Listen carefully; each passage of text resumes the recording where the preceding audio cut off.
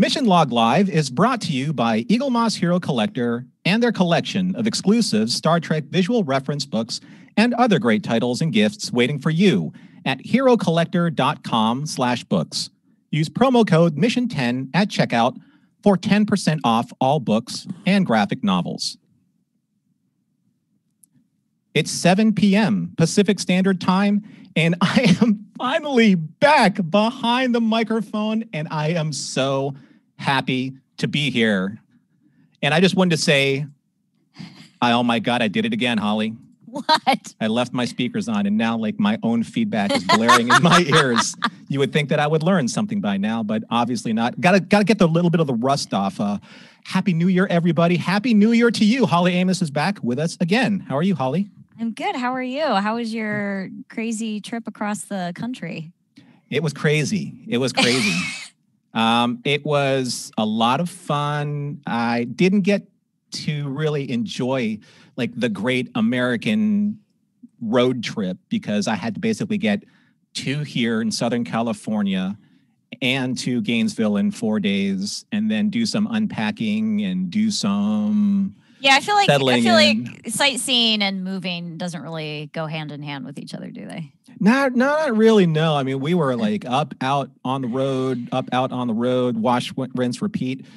We were stuck on pretty much like impulse power the entire time. I did try to go to Warp Point 5, but then an intergalactic trooper in Texas stopped me. Oh, no. Oh, yeah. Did you get a ticket? So I was going across. I was trying to accelerate past a couple of big rigs, right? I wanted to get around them, and then all of a sudden I saw a couple lights behind me. I'm like, that can't be for me. I was only going 86 in an 80, right?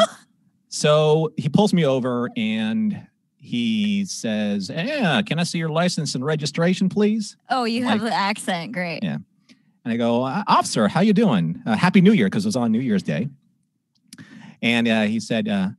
You understand that I pulled you over for speeding, son? And I said, I was just trying to get around that truck. How fast was I going, officer? He goes, well, you were going 6 miles over the speed limit of 80. You were doing 86. Wow. I'm like, sticklers. Yeah, and he goes, and I know in California, because he was looking at my license, he goes, I know in California that they may give you a couple of freebies, but this is Texas. I'm like, wait, you're not going 86 in Los Angeles. You're going like 6 in Los Angeles.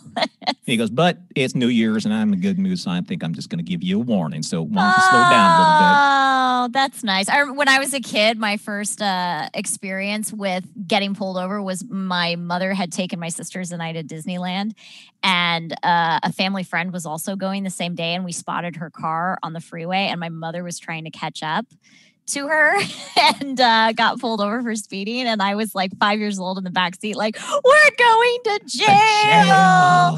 And like my mother's birthday was like, God, like must have been like a month prior, like so long in the past. And the guy, I think he felt really bad for like the child crying in the back seat. So he ended up letting my mother off with a warning as a birthday gift. And that was my first experience. I mean, I wasn't the one getting pulled over, but I was like, we're not going to Disneyland. We're going to my jail. Birthday's ruined. Tears. So I apologize to all the listeners. I had to jump into this conversation with Holly because we haven't seen each other in a few weeks, and I wanted to say Happy New Year to her. I want to say Happy New Year to everybody that has joined us tonight. Let's see who's here with us. I'm going to go through the roll call here. Alan Perry is here. We have Paul. That would be 1. We have Paul 2. And we have Paul 3. We have the Paul Fecta. We have a Paul Nucopia of Paul's. Dominic's with us. Scott Palm's with us. Hello. Evelyn. Hello. Peter, David Takechi, and Dave Taylor. So we have Dave and David. We have someone by the last name of Amos. Bob. Amos. Hi, Dad. I'm sure that my mom is... Oh, my mother is watching. My dad just said that my mom's laughing about the story. My grandfather is probably watching too. Hi, Grandpa. Oh, fantastic. Tate's with us. Chris Riker.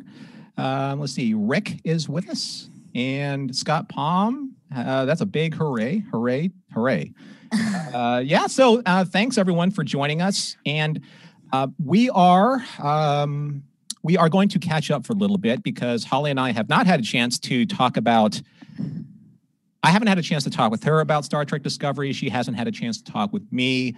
It's been about 3 weeks, so we haven't had a chance to talk about basically from Su'Kal to the finale. Yeah. So, and we are waiting for Julianne Grossman, our special guest, and I'm sure that she is on her way to join us for this show.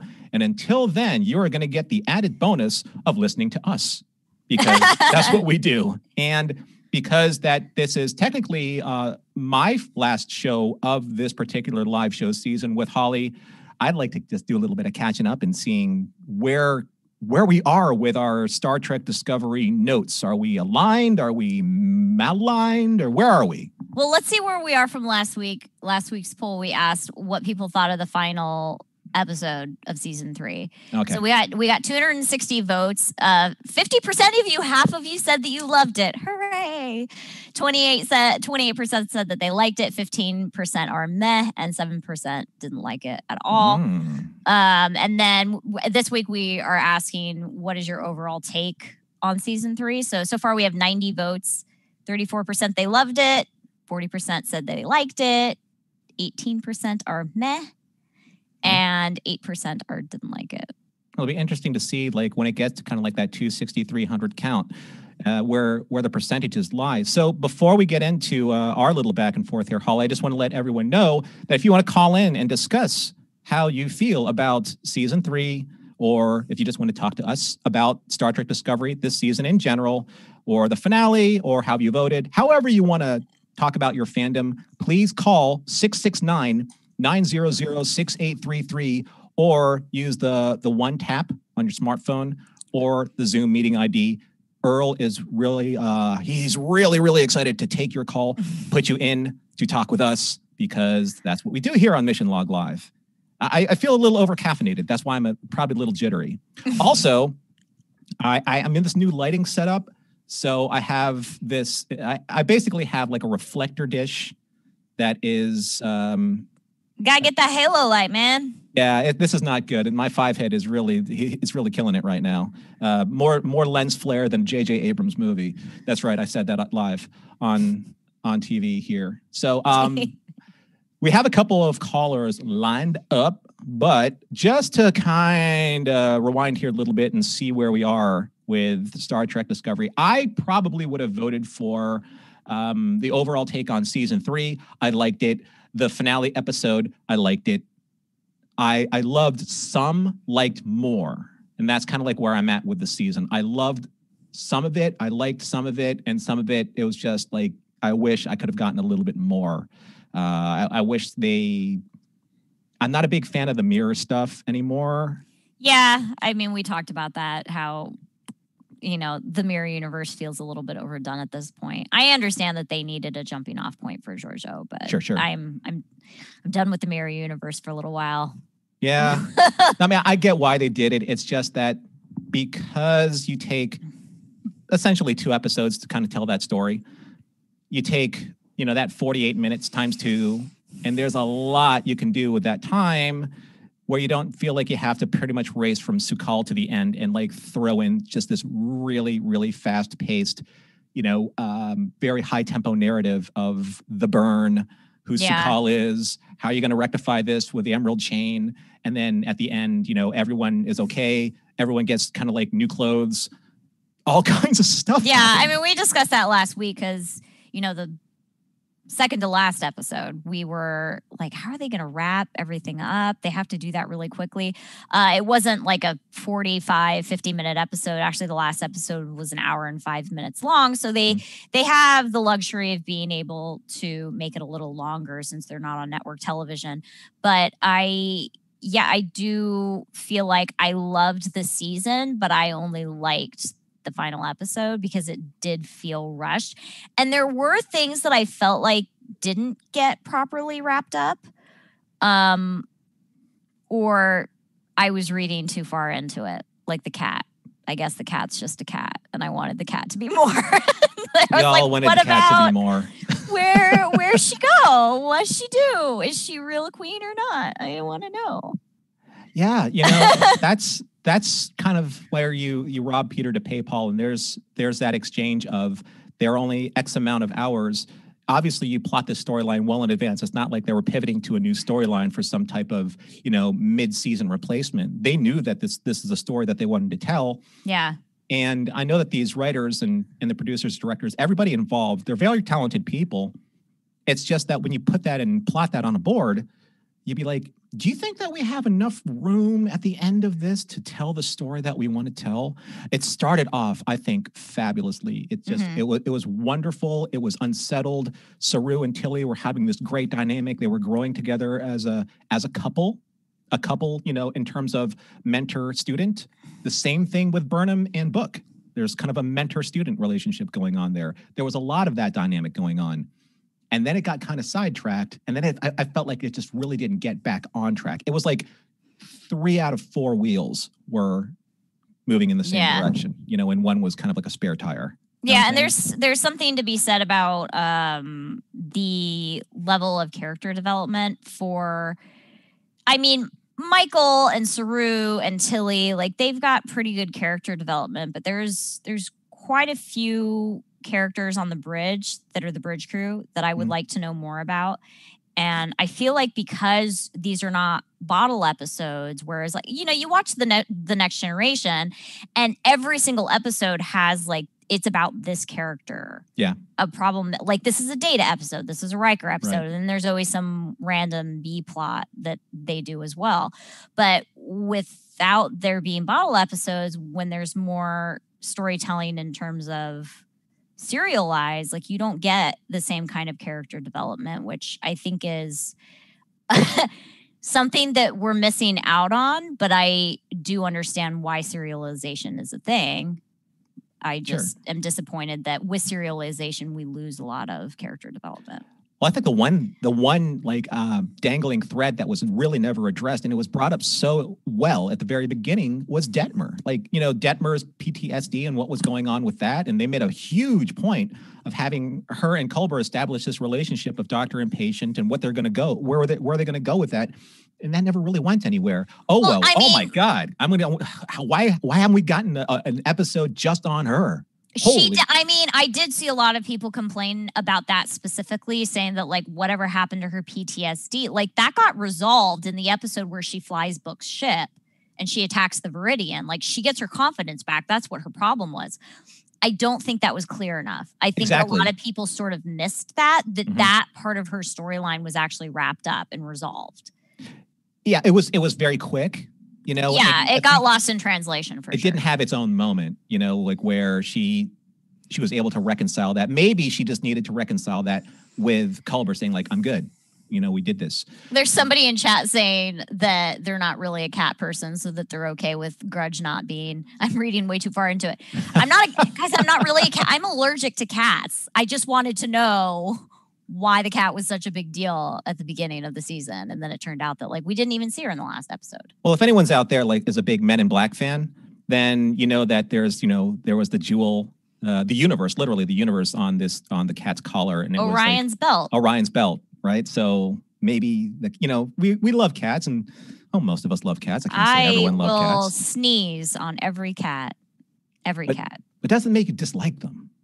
No, actually, I have 2 godchildren, and they're both cats. So, I do like cats. They just make me sneeze a lot. I have to take drugs to be able to be around them for long periods of time. Otherwise, I get very miserable. I'm going to ask you one more question before we jump into the calls. So, what do you want to see now moving into season 4? What's the one thing that you really want to see addressed as a narrative?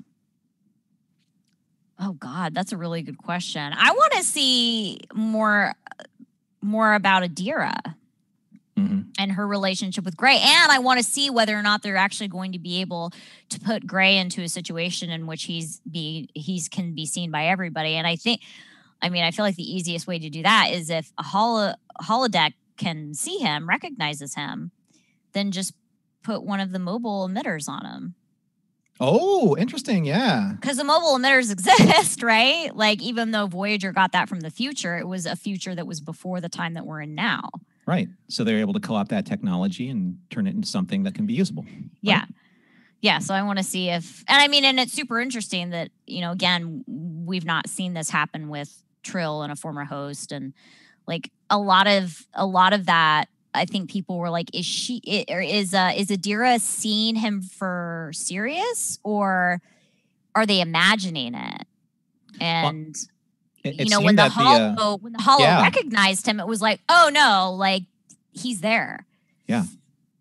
Unless the Hollow was able to extrapolate maybe synaptic patterns of the users inside the Hollow.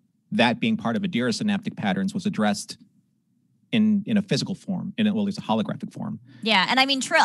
It is established that Trill rejoins the Federation in the finale, so I like Trill. I like Trills. I want to see more about Trill. I want to learn more about Adira, and I want to see more of their relationship with Gray.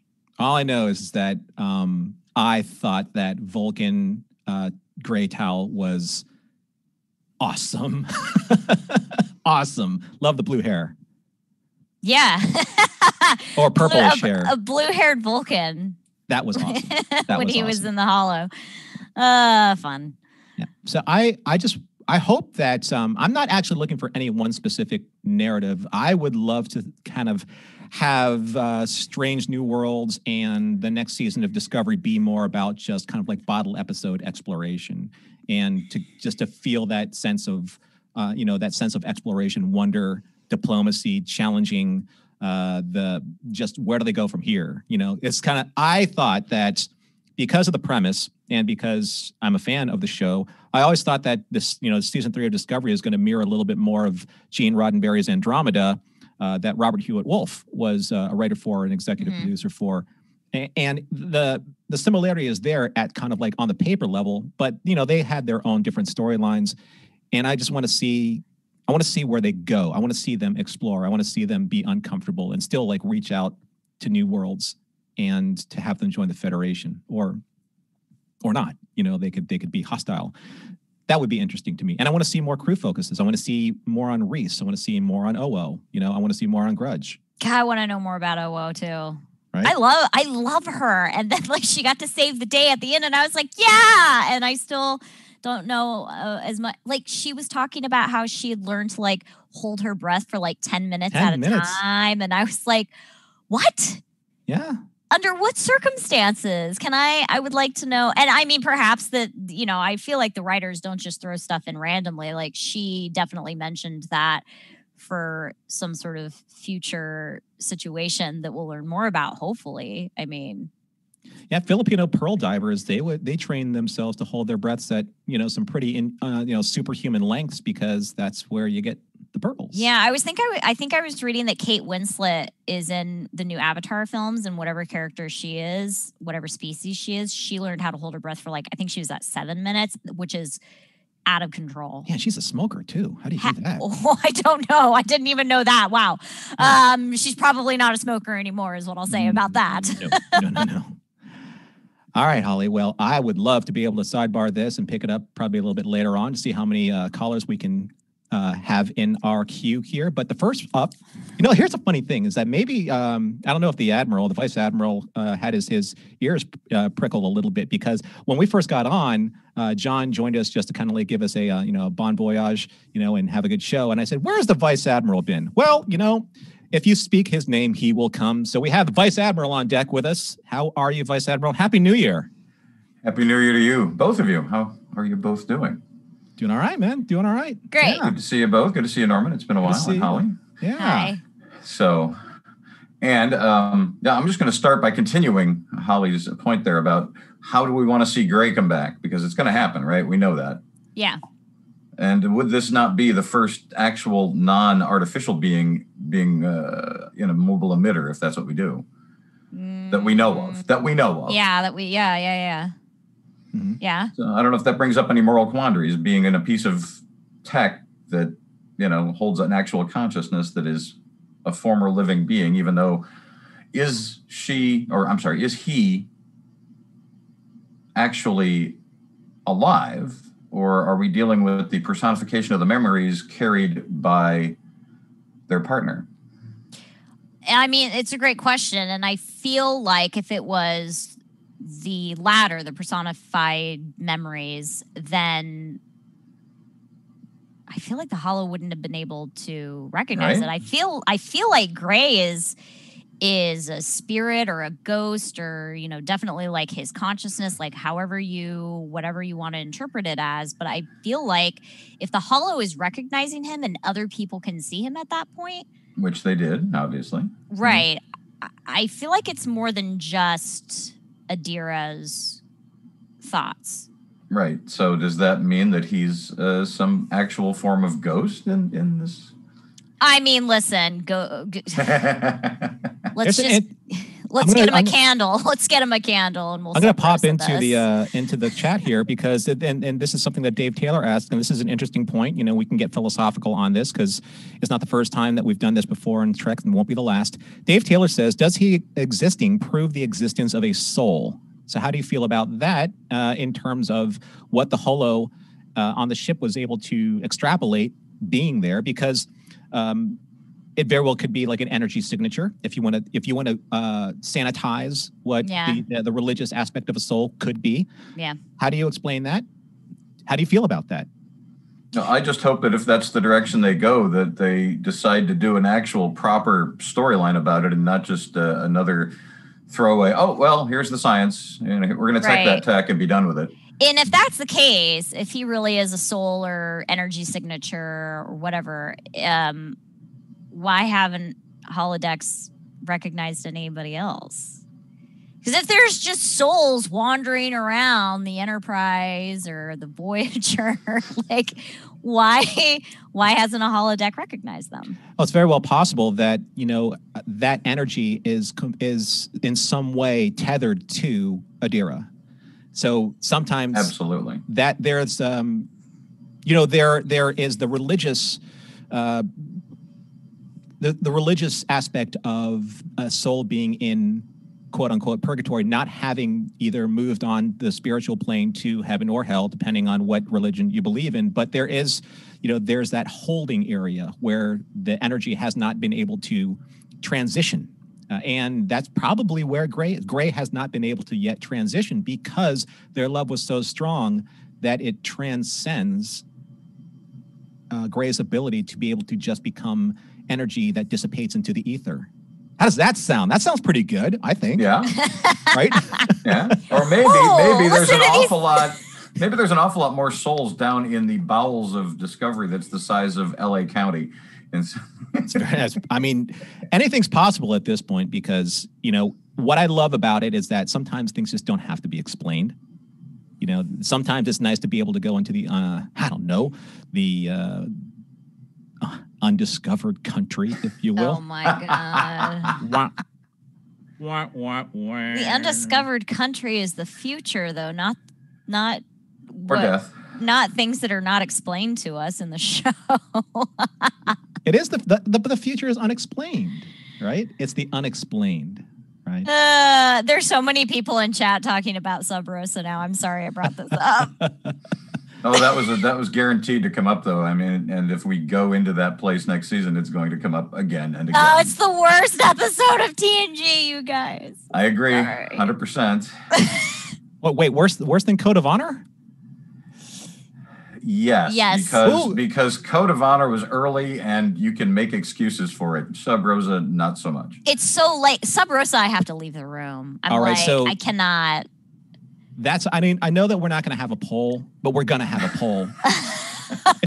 We're going to vote on worst TNG episode ever, Sub Rosa or Code of Honor. That's going to be the next poll. I think listen, Code of Honor's awful, just terrible. But I do feel like I sort of give it a pass because it was so earlier and they were still getting their, I mean, that's first season. That's like the third episode. Like they're still getting their footing. But yeah, Sub Rosa is just awful. And oh my God, 5 years ago now, during the 50th anniversary, I live tweeted every single episode of Star Trek that existed at that point, which was before Discovery was even a thing. But I remember live tweeting that episode and being like, listen, guys, I have it on in the background, but I'm going to go make dinner. I can't watch this episode. I can't. I have to leave the room. It makes me so uncomfortable, especially when like Picard walks in on Beverly and she's just writhing around in that chair. I'm like, oh God, it's so bad. All right, I'll put that on tonight with my turkey sandwich. Anywho, we do have more behind me. I know, so I will get out of their way. But Norman, Holly, great to see you. I would like to ask that one question of you, Vice Admiral. The same thing I asked Holly before we got you on is like, what would you like to see in season 4? What narrative or just what new, what new aspect of Star Trek that we haven't tackled yet? That throw it out there to the writers. Maybe they're listening, maybe they're not. But anything that you say is trademark mission log. I just want to put that out there. I would like to see them move past the, bringing, nostalgia or past storylines, or even a lot of the old stuff that we want to see the Federation reformed. But at the end of the day, there is so much more out there that can be, especially as long as the spore drive is still a fully functional thing. Use it to explore, like Star Trek is supposed to do. Find new things and bring them back. Don't continue focusing on the past. How many years, 900 years in the future means we should be able to do some things that aren't constantly referencing the past. So you're saying if I could translate this for all the listeners out there, and you said it so eloquently, but I'm just going to break it down into, a little bit more layman's terms. You want them to seek out strange new worlds. You want them to new civilizations, and you want them to boldly go into the future where no person has gone before in the 900 years. That's what you're trying to say. I think that you've coined a new phrase there. I think a whole new set of phrases. In so many words. I just want to get just to the base elements of. Interestingly enough, in explaining that, he's using nostalgia. I know. I just said, oh, the irony is so ironic. All right, Vice Admiral. Hey, it was good to see you. I'm glad you called in. You both too. I've been missing my little Vice Admiral here, and so have the fans. I'm sure they are excited to see you as well. Miss you too, Norman. Even though we have yet to meet in person, I very much look forward to that. Oh, we will. Hopefully next time Vegas happens. Cross those fingers, and we'll make it happen, Captain. Admiral. That doesn't. Good night to both of you. Take care. All right, take Bye. care. Good to see you. All right, you too. So before we jump into the next call, I just wanted to do what we do here and pay a little thanks to the people that keep our on the air rolling. So we're going to talk a little bit about the Eagle Moss Hero Collector Star Trek Bookshop. Stop me if you've heard this one. So while Mission Log listeners are undoubtedly familiar with all the various collections of model starships gleaned from every corner of the Star Trek universe by Eagle Moss Hero Collector, they may not be familiar with the wide and ever-expanding variety of officially authorized special edition books published by Eagle Moss and available online at the Eagle Moss shop. Fans who pay a visit to the exclusive Star Trek bookshop at herocollector.com/books will discover a range of definitive, you're distracting me, definitive visual guides that go as deep into Star Trek history and canon as any books ever published, each extensively researched and developed by Eagle Moss Hero Collector under the supervision of Star Trek expert Ben Robinson. Books from the Star Trek Shipyard series present a timeline of almost every ship that has ever appeared in the Star Trek TV shows and movies, from the original series forward to Discovery and backwards to Enterprise. Some of these volumes are dedicated exclusively to Starfleet ships, while others focus on ships from other members of the Federation, including the Vulcans, Andorians, Tellarites, and Bajorans. Books in the Designing Starship series boldly go where few have gone before, deep behind the scenes into the conception, development, and detail of ships from every era. There are even volumes from the comprehensive official Star Trek graphic novel collection. So with that kind of wide variety of books at your disposal, there's something for every Star Trek fan of every generation, or next generation, or future generations. Plus, every customer and friend of Mission Log Live, use code MISSION10 at checkout, receive 10% off all books and graphic novels. So browse around their shop, visit herocollector.com/books, and use promo code MISSION10 at checkout for your 10% discount. I got thrown a loop a little bit here. I was looking at the chat and I was looking at our script because I think there's going to be a when it's safe or safer, maybe a dinner time conversation that you and Bob are going to have, your dad. Because I know Holly hated Sub Rosa, but I have to admit that I sort of liked it. Dad, I'm just throwing it out there. This is all public domain, so. This is a lie. I'm just saying. I don't think he did. It's out there. He could be trolling you. I don't know. All right, but whatever. It's Teach their own. You can watch it. I'll leave the room. All right. Well, while we chew on that, if you do have that conversation with your dad, please record it. That would be amazing. We're gonna get Chris up on here. So, hey, Chris, how you doing, my friend? Happy New Year. Good. Yes, Happy New Year to you. Good to see you. Very much looking forward to the supplemental in which Holly argues with her dad about Sub Rosa. Guys, on that. My dad is the reason why I'm a Star Trek fan. Like, have I ever told this story? Like that when I was a kid, my dad, so the Next Generation premiered when I was 16 months old. I don't remember there being a time in which the Next Generation was not, and my dad was always watching reruns of the original series. He was a fan back when it had premiered. He was in high school and watched it with his girlfriend, with his high school sweetheart. I have very vivid memories as a kid of hearing the intro to The Next Generation and running up our hallway into the living room to watch it with my dad. When I rewatched the entirety of The Next Generation, I think I was in high school when I rewatched the whole thing. There was so much of the teasers that I missed because I only ever saw from the intro after, because like the music is what prompted me to be like, oh, Star Trek is on, and I missed like the intro to every episode. So it was like watching new material when I rewatched the whole thing. So you're like legitimately a Next Generation baby. Yeah. Oh yeah. Wow. I was born in 86 and it premiered in 87. That's awesome. But the first episode that I remember watching live was Sub Rosa. No. If that was my first memory of Star Trek, we can shut it down right now. No, The Best of Both Worlds Part 1. I was 4 years old and the Borg scared me and they still scare me. Yeah. But yeah, that's my little story of how I became a Star Trek fan. Well, that's going to be a heck of a dinner time conversation. Invite me over. I'll bring the whiskey. So, Chris, season 3 of Discovery. Now, I know that, like, you've called in, at least for the shows that I've been able to host with Holly. I know that you've called in almost every single time, and you've had a lot of great insight and a lot of great reflection on the season, especially on the episodes. So, where are you in the poll? If you had to vote, or if you already voted, where are you with season 3? How did you feel about it overall as a season? Where did you feel its strengths were? Did you feel it had any weaknesses? Confess.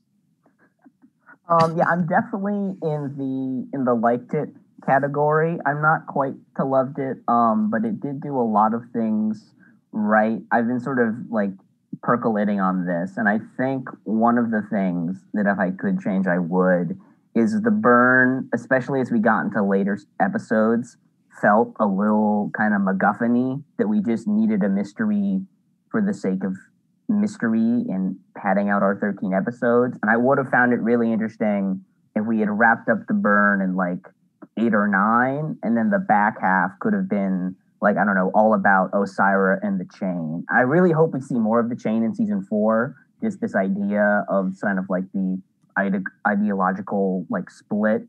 And I think the chain could be a really powerful and interesting sort of character to play with. But yeah, a little MacGuffin-y, but good character stuff. Can I ask a question? This young lady in the back with your hand up. I was raising my hand. I didn't want to cut you off. Were you impressed with what the cause of the burn was? Were you like surprised, intrigued? Like, I feel like I was a little bit let down. I'm excited that we got to see more Kelpians. I'll say that. But the explanation for what the burn actually was, I was a little bit like, I feel a little bit let down. I think it was interesting, but I also feel like I kind of got it in Su'Kal. Like, I don't think we need, like, they wanted to have the big reveal in 13 where, like, it's Su'Kal and da-da-da-da. And I feel like most people like kind of clock that already. They're like, oh, mystery Kelpian out here in the middle of nowhere next to the lithium planet. It's probably him somehow. So I don't think that was a bad like reveal, but I think they like the sort of the weight they wanted to have in 13 didn't really land for me. The weight. That's a good way to put it. Very good. Yes. And I think that's That's a good way of looking at it. And for me, I think that the reason why it lost its momentum is because we did this side story with Giorgio, and I understand why that happened. I really do. And I'm not saying that they were poorly produced or poorly acted, none of that. It's just that you were building the story up where, Burnham, she was searching for the black boxes. She was trying to negotiate with Vance and go out there and find the causes of the burn. And all of that momentum stopped. And when you stop that kind of momentum and then go and completely shift the narrative in such a radical way, trying to get that back, you're like, what are we talking about again? Oh, yeah. That was cool. But why'd we stop talking about it? Oh, yeah. That was kind of cool. So it was a huge kind of a momentum shift and a disruption in the narrative to the point where you get to Sakal, you're like, oh, I wouldn't say it was underwhelming. It's just that it was mistimed because of that distraction, because of those 2 episodes. And hey, how do you can't really go up against the Guardian of Forever when it comes to distractions. I mean, the Guardian of Forever, right? It's a Star Trek legend, and Sakal wasn't. And, that's how I feel about it. I don't know, Chris. What do you think? No, I think the mirror, we talked about this. The mirror is kind of played out. And you probably, if you really wanted to, probably could have made the Giorgio thing just 1 episode as a backdoor pilot.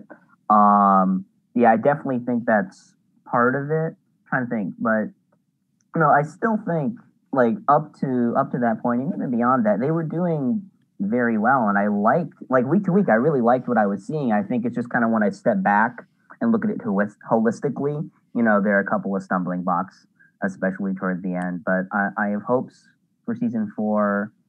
Again, more bridge crew. This is the hill I will die on. More bridge crew.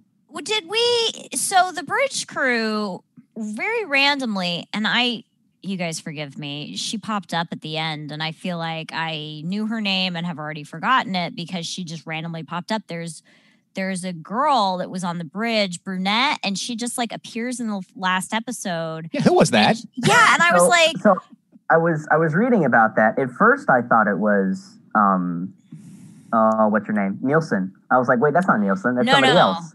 Apparently, and I knew her name and I've already forgotten it because that's how much we got to know her. And she played she had a talking role in the last episode, and it was, she was part of that whole them trying to get to the nacelle to blow it up and knock them out of warp. And I was like, where did you come from? I don't know who you are. The deal with that apparently is that Sarah Mittich, who plays Nielsen, had a scheduling conflict, and so she couldn't be there. And so they got her, and she's who's in and I don't remember what they're called, but the big kind of bulbous alien, that's the actress inside of it. Yeah. I knew that. Yeah, I don't know who she is like in universe. I haven't a clue. I mean, to be fair, there was a lot of scheduling conflicts with the actors, especially for the last episode. If you look really closely at Tig's character at Jet Reno on the bridge, that's not Tig. It's a stand-in because she wasn't there. So from a production standpoint, but this character had a talking role. And I was like, we don't know enough about you for you to be important in this. I thought I was losing my mind. I was like, because you have this tight bridge crew, right? It's all of a sudden, say, for example, I'm going to use the original series because it's just fresh in my mind. So you have Sulu, Uhura, Chekhov, but not Chekhov, doing something, right? All of a sudden you're like, who are you? And why do you have a crew cut? Because Chekhov had the mop top, right? It's like that different. I didn't know who this person was. I'm like, did you do something? Did I miss an episode? No, you did. Happen? I mean, no, you did not miss it. She has a name too. I'll find it, you guys. Her name is not Nilsson. That's right. It's not Nilsson, no. Yeah. I'm going to ask you that same question that I asked the Vice Admiral. And I'm going to end aside from dying on the hill, because I don't want you to die anywhere. And I'm a little sad that you're not wearing your headgear for me, but your head is being, sucked in by a black hole. So maybe that's where your headgear went. I'm not sure. Palmer? Sorry. Was it Palmer? Somebody in chat is saying Palmer. Okay. Sure. But for the 4th season, and not Bot 23, because that was awesome, right? But what do you want to see? What do you want to see happen? That hasn't been addressed yet, either in Star Trek or something that you felt like it was hanging, didn't leave you satisfied. Lieutenant Ina. It's not Palmer. It's Lieutenant Ina. I knew I'd recognize it. Okay, I'm done. Keep going. Oh. I think what I want to see more, and obviously we got a lot of this season, but I want to see more of Tilly's kind of command arc, because that honestly felt a little cut off in the finale. It was like, and Michael's captain now, and Tilly's still there, but we never got like a kind of button scene for Tilly's command arc. So I'd like to see more of her. I would really like to see her and Michael, and if Saru comes back, kind of like co-command as a trio, kind of like a Bone, Spot, Kirk, kind of 3 parts of the whole style thing. I would like Picard, Riker, Troy. Yeah, also a good. Yeah, but I would like to see sort of either the command triangle or at least sort of address what Tilly's doing. Do you not think that Tilly's going to get her own command? I think that's a possibility, but I think there's also, we didn't get anything, seeding that in the finale. Right. Like, I totally believe that's a route they could take, but it's just like we sort of let that one go. So, but no, I that would be interesting. I agree with you there, Chris, because I think the one thing that maybe it just sidelined Tilly's character a little bit is all of a sudden, Tilly was put in that situation where, she led that team to the nacelle, and, she did say what she was going to do. It's like, we're either going to do it or die trying. She led that team. She's a leader. And then all of a sudden, Michael Burnham's on the case. And I'm not going to throw shade on Michael Burnham, but I'm just saying that when Tilly was there and the chips were going down, Tilly proved that she can do make the hard choices, do the hard thing. And then all of a sudden it became too hard for her. And then she's like, nope, Michael's got to do it. Like, no, that's not how it works, right? You are captain of the ship. You stay captain of the ship, right? I mean, Spock wouldn't have given it up. I mean, he did give it up to Kirk in a way in 2, but Spock was like, hey man, like this isn't a combat mission. This is a training cruise, Now it isn't. Now you're captain. So, so I think that it would have been a little bit better, say maybe if there was something more dire of a consequence than just Tilly like, no, this is like the command decision's too hard. I think that Michael should take it because, she flies around giant elevator rooms and stuff. You're real stuck on that. Everybody's real stuck on that. I mean, I get it. I was irritated too. Like, where are they? Where are they on this ship? Who? It's so big. Where is it? It's timey-wimey, wibbly-wobbly, and all that kind of stuff. So we have one last caller to get to. So I just want to say thank you, Chris, for calling in. And super good to see you, my friend. And we will get you and all the patrons who support us on patreon.com into that private call soon and just catch up.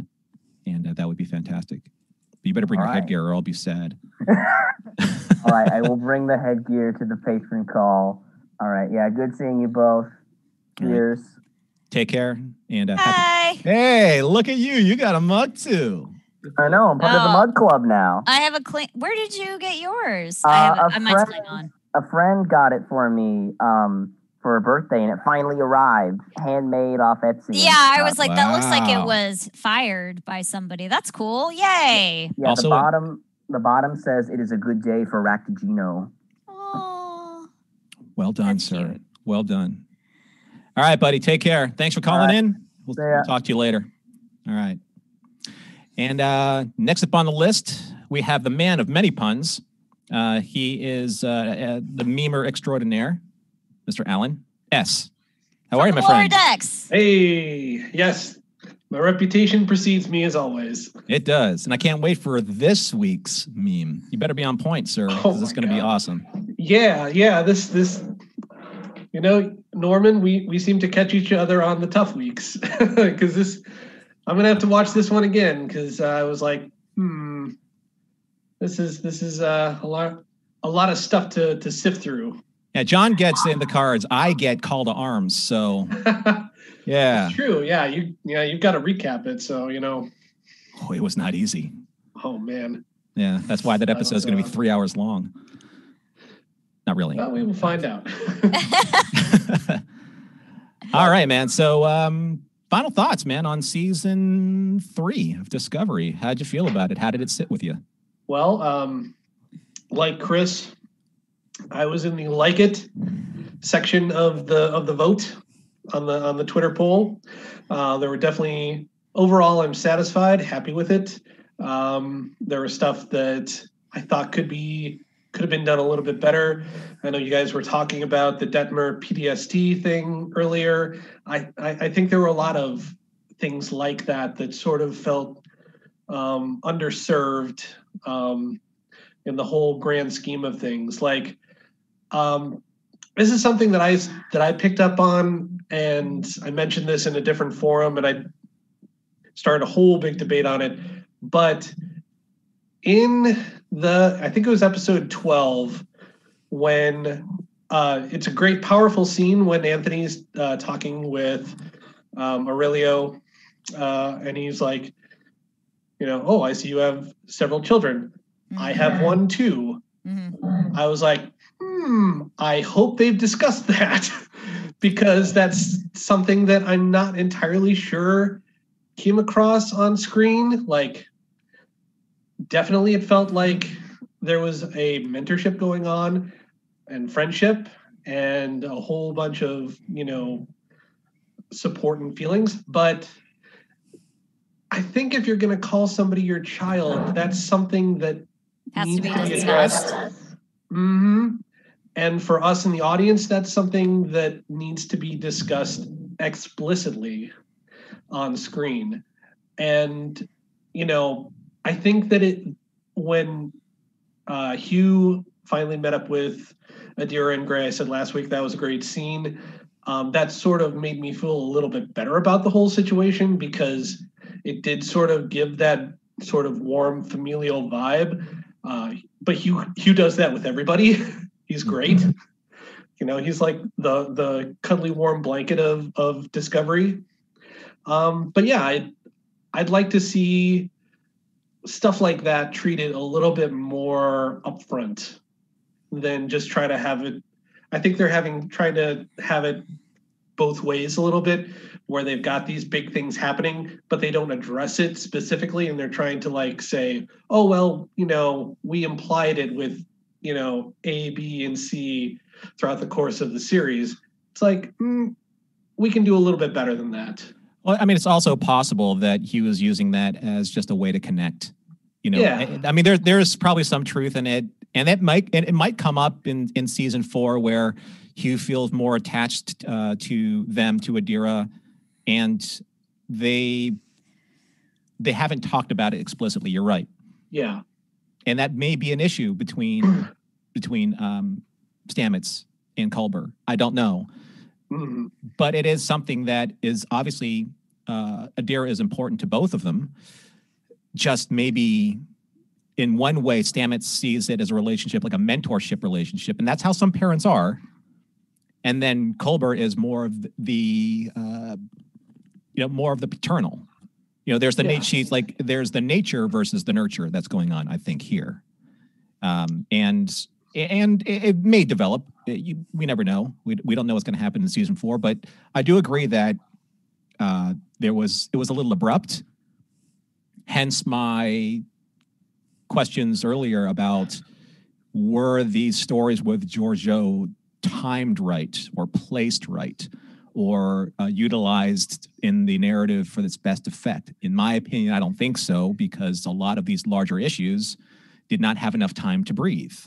Yeah. And again, they can get rectified in the next season, but that's not when we want to see it happen. We want to see it happen within the main narrative of what's happening in this season. So I can see where you're getting at with that. Yeah. On the flip side, the element that I think I'm happiest with is the overall narrative of the burn. I think there was sort of this implicit expectation coming into this season that they were going to have this big epic catastrophe that changed the nature of the Federation, and and that by the end of this season they would have solved it, and that we would be in some way, shape, or form back to the type of Federation that we're used to. And I think they made the bolder choice to not have that happen and to leave it in a place where they have to rebuild. And that, they're not just going to go and, I think my assumption was they're going to get through all of this, find out what happened 120 years ago, time travel back to it, stop that from happening, come back to the future, and everything's great. And I think that that's something that I'm glad we avoided, because that means that an entire season of stories is wiped out by the reset button. We've been through that in other TV situations in the past, and it hasn't been received well.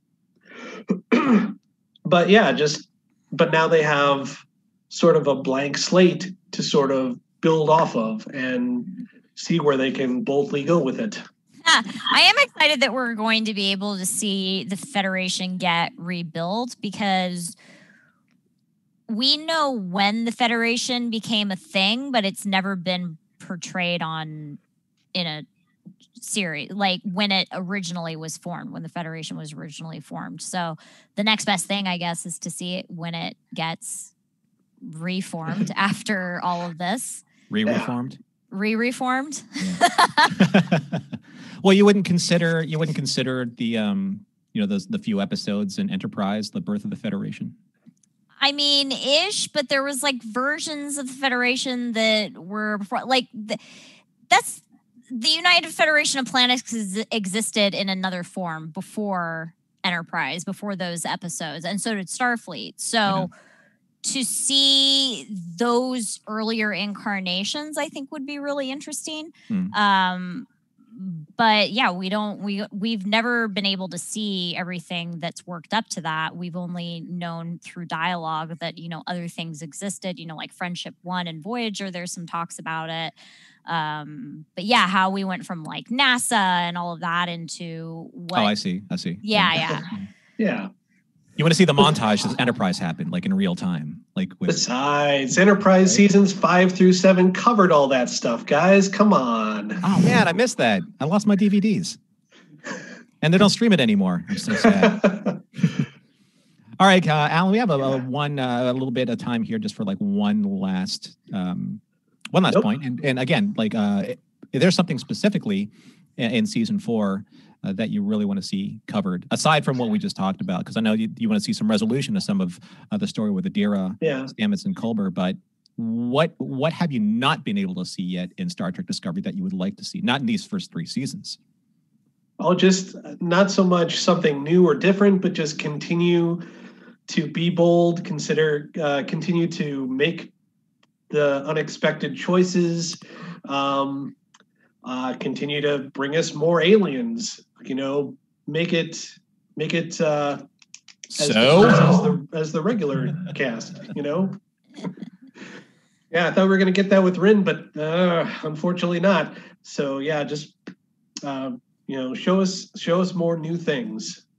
All right, fair enough. Norman, Holly, it's been awesome talking with you guys, and hopefully we get to talk again soon. Next time, and we are waiting with bated breath, pins and needles for the meme for this week. Don't let me down. I know you'll do a great job. If not, the agonizer, please. So. Thanks, Alan, for calling in. Appreciate it, man. See you guys. All right, see ya. And last but not least, I think we're going to be closing up the show here. We have Plain and Simple Brian, quote unquote, our tailor for the show. Plain Simple Brian. Okay.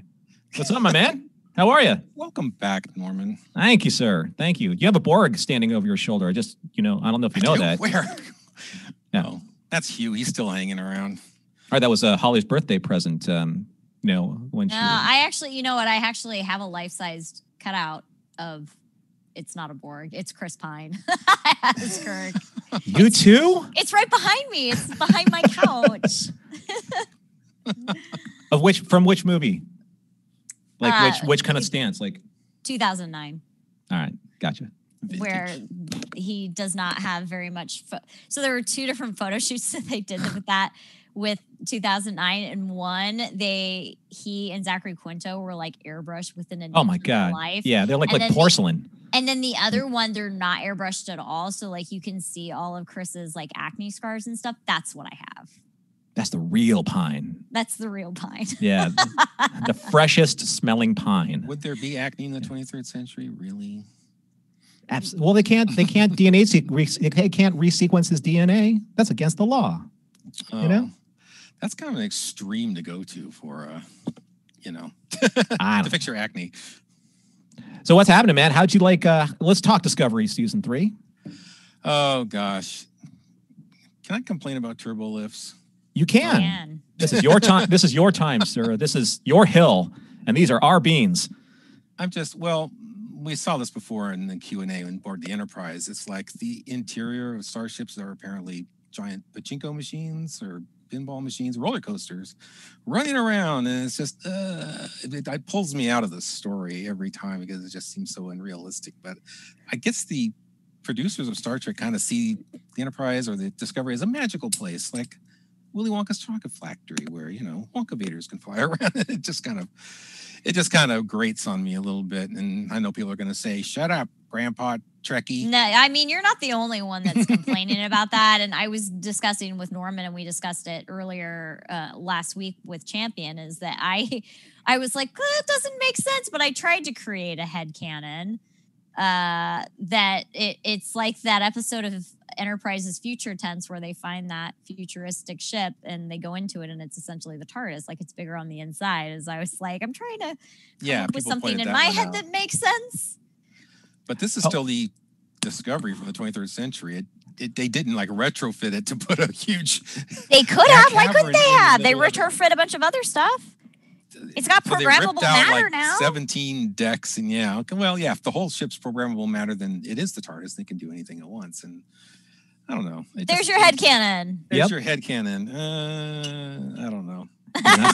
My headcanon is, my sense of disbelief has been suspended too long, I think. I don't know. But on the positive side, how did you feel about the season? On the positive side. Oh, there's a on the plus side. On the plus side, I should say. For the season overall, I think it was more engaging. There's a bit more of a linear story that you could follow, and they didn't change producers every 5 episodes and kind of jerk the story back and forth like we did in the first 2 seasons. So, and on that note, I would say it was probably good. I think we set it up for perhaps more of a traditional 4th season where a ship is going around doing good deeds throughout the galaxy, and that's a good thing. I don't know if we're gonna. I don't know about you. Did this feel like sort of like a soft finale, the way everybody just kind of landed on their feet and everybody had happily ever after, and it's like in case they didn't get funded next season, they can say, "Oh well, there we go. That's the end of the show." It kind of had that feeling to it. I feel like I would have preferred that over like them doing a cliffhanger and then getting canceled, which has happened a lot. When I remember when I was in high school, there was a show called Odyssey 5. Have I discussed this before? If I have, I'm sorry. My apologies. There was it was on Showtime, Odyssey 5. It had Peter Weller, Christopher Gorham played his son, and they were both astronauts on a ship that watched Earth get blown up. There are 5 of them. That's why it's Odyssey 5. And they somehow go back in time and they're supposed to save the planet. And it ends on a hardcore cliffhanger, and then the show got canceled. And it has bothered me until literally today. Like, it still bothers me. So, I mean, it was the same thing for like Farscape, at the end of season 4, and then we got like that super like ham-fisted Peacekeeper Wars, which you can't tell a season of Farscape in 2 hours. But well, they tried. I mean, it could have been worse. I mean, it could have been like, the Enterprise going into orbit and being attacked by Nazi Messerschmitts. So I'm just saying, it's you never know what's going to happen with a bad cliffhanger. So at least they did land on their feet. Yeah, Farscape and Firefly got a bit of a reprieve with like a wrap up. They had a chance to wrap up. I think with Discovery, though, because of the way that season 2 ended, I don't think that the audience was just going to be able to swallow like another harangued type of emotional end to it. You know, they wanted something that was, you know, that closed the loop, that closed the journey, so that they can start literally like from the ground moving forward. Like Holly was saying, I think it would be cool to see like if this crew and Discovery was literally the true first flagship of the new Federation that's going to go out and use the Spore Drive to do what they need to do.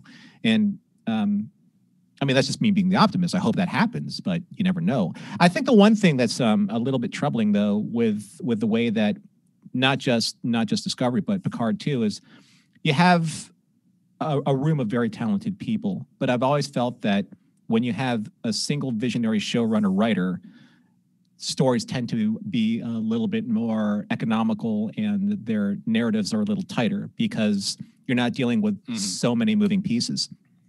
Now, that's not to say that can't work. It's just that it's very rare for that to happen. Like Ron Moore's Battlestar Galactica, for example, Babylon 5, for example. You know, these are single visionaries that are creating this overall narrative and having very little nuancing going on with their team. But, you know, every single time that you see a new Discovery episode, you see new writer, new director, executive producers are there, obviously, but you don't really feel like that they're all moving in the same direction per se. And I think that's where I get a little unsettled with some of the emotional fluctuation, I would say, if you will, with a season like this. But again, overall, we didn't have the executive producers kind of hand off multiple times like they did in season 1 and 2. True. Yeah. So that's why I said it felt a little tighter than the last 2 seasons. But always room for improvement. So in season 4, we have time for just one more question here, BC. In season 4, I'm sorry, plain simple, Brian. Just plain simple, Brian. What would you like to see happen in season 4?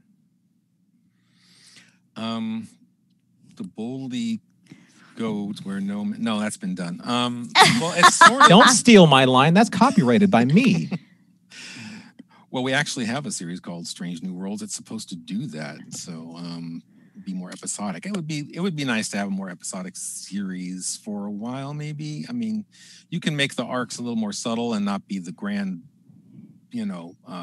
Negus. Make grand Negus. The plot driver for the entire season. You know, you can have smaller arcs. I'd really like them to use each series as a different vehicle in terms of storytelling. Mm-hmm.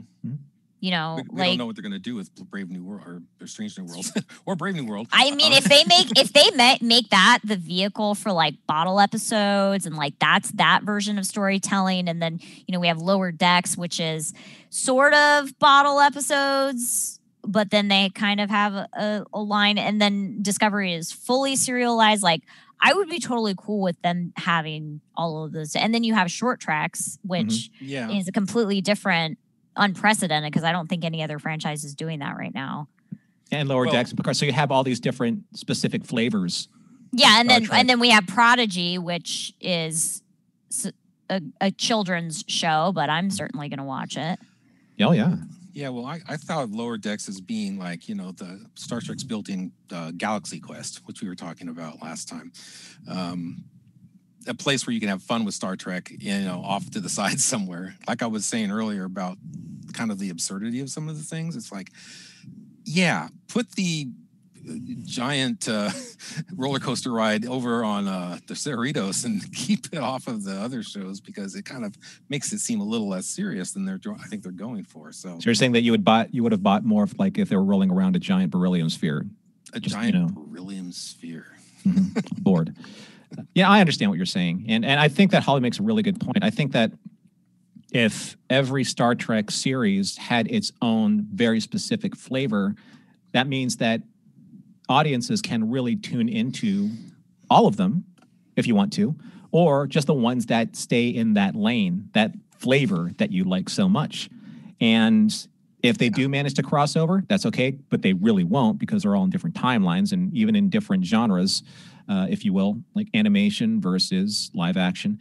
So I think it would be neat if it's like, now you're going to get like the Star Trek channel. There's enough series right now where you could like literally flip through what. I love that idea, because every time, I hear somebody complain that one of the series that is currently on right now is not their cup of tea, which I fully expect like there to be people that don't like a certain series. Instead of there being like there's nothing for you, like if there's a whole bunch of series, like there's going to be at least one thing for you. Yeah. I was on different sets of executive producers for these shows. Like Kurtzman does this thing and someone else does that thing. Kind of like with The Mandalorian, you know, is a totally separate producer from the other films of Star Wars. Yeah. You could do that, but then you run the risk of them doing their own thing and things getting disjointed in terms of continuity. Yeah, and then you have a whole other fandom complaining about things.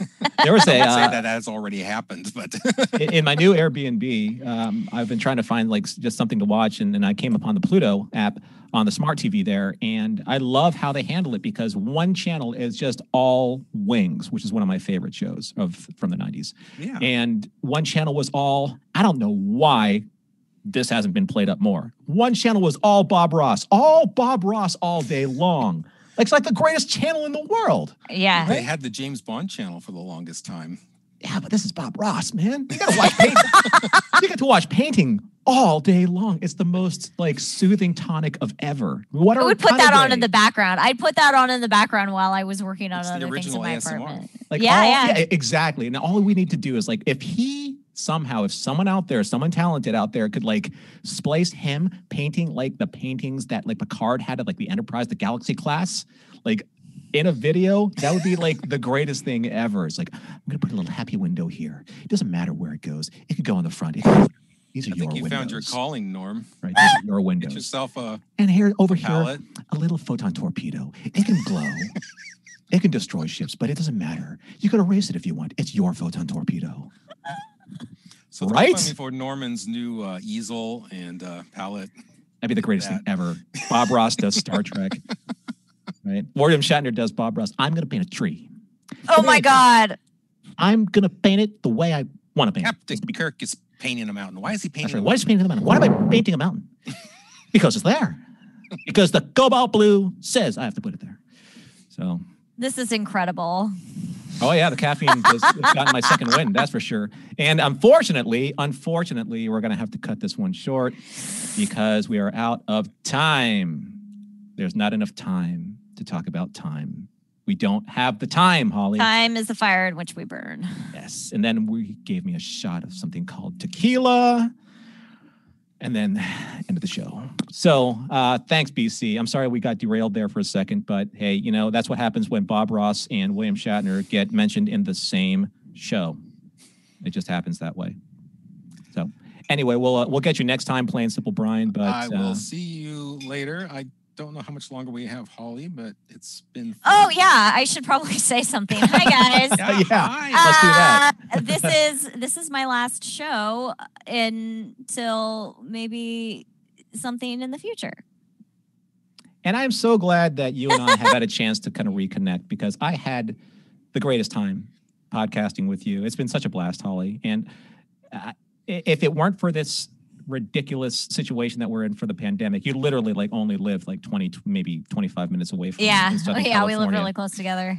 So if we ever have a chance to at least safely meet up one day, I would love to just say hi in person and see all the wonderful new work that you've done. You're home. Thank you for having me, and thank you to all of the kind fans in the chat for welcoming me and for being nice. I've really enjoyed myself. I could talk about Star Trek all day, so having an hour once a week is certainly not enough, but it's something. Yeah. And I've really had a great time with you and Champion both. So, well, we're glad that you came on board, and you know, it's never goodbye in podcasting. It's always just kind of to be continued. Dun dun dun. Fire. Dun dun dun. Wow. You know? So I know it's intense. I got intense at the end. I don't know why. I just did. Like I said, second wind of caffeine. So anywho, thank you, Holly, for everything that you've done for this review of Star Trek Discovery, and it was really great podcasting with you. I hope we get a chance to do it again. But until then, thank you to all of you and that were listening and your amazing comments in the chat, especially Bob Amos. We're going to have to hear about that conversation when that happens. Sub Rosa versus Code of Honor. Let's make it happen, Captain. But until then, again, thank you, everyone. Happy New Year. Great to see everybody. And that's it. So Mission Log Live is produced by Roddenberry Entertainment, executive producer Rod Roddenberry. Technical production on Mission Log Live is by the invisible, behind the scenes, Earl Green. Or cloaked, I should say. Be sure to visit podcast.roddenberry.com for the latest from the Roddenberry Podcast Network. If you'd like to support Mission Log directly, give us a look at patreon.com/missionlog. Thanks to everyone who joined us live, like all of you, or will join us later. But then again, like all of you, because you're listening to it later. Stay safe, stay healthy, and we look forward to talking with you next week.